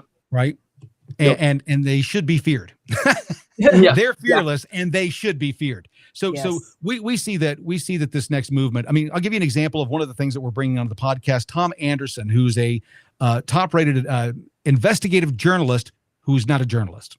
What he does is he digs up stories, and then he finds homes for those stories to go, whether it be the New York Post or otherwise. Tom Anderson was responsible for breaking the story, doing the investigation and breaking the story about Patrisse Cullors and the way that she was spending money from Black Lives Matter. That story led to her finally stepping down, and then the additional investigations into this money. That's who Tom Anderson is. Tom Anderson is going to be on Kramer Says, and his deal is a little bit different. What he wants to do is he wants to teach anyone who wants to learn how to be an investigative journalist and do what he does and do the digging and find the information, his process. So he's going to build out a series of videos that showcase how to do that and talk about, here's how you do it. Here's the process. Here's who you get the information to. Here's how you talk to them. Do you need forms? All the things that you need to do that and to solidify the story and to get it down. He's going to do that. It's going to be like a masterclass in journalism. So these are some of the things that we're talking about bringing. It's not just doom and gloom, and we're not expecting anything to happen. Not everybody that I'm associated with believes me. But what we're wanting to do is empower people with information that we think that they're going to need, that they want. And I think that right now, one of the biggest issues that we see is the lack of transparency in the media. We've got to inform and educate our leaders that journalism is a right. There's no such thing as a journalistic license. You're not part of the media, right? You're a citizen asking questions. That's your First Amendment right. They don't have to answer if they don't want to, but then it just looks bad on them. But it's time to start educating not only the citizens, but our leaders and our police officers, our civic people as to what the rules are. Yes. And what they're expected to abide by, and that they don't have any special rights because they wear a badge or they've got some kind of name in front of their name of governor, senator, representative, or whatever. Right. They're just like us. We're citizens, all of us. Yeah. That's it. That's it. Well, I'm going to connect you and Mikey so that way you guys can have some conversation. Perfect. Sweet. He's deep into it. And I want to say thank you. And I want to say thank you for everyone who's watching, because, it's been 2 hours I've kept Kramer on here talking. And with that, we say good night. Mike, hey, wait, real quick. Y'all know my sign off. Yes. Be fruitful and multiply. Don't be fruity and blow a guy. God bless.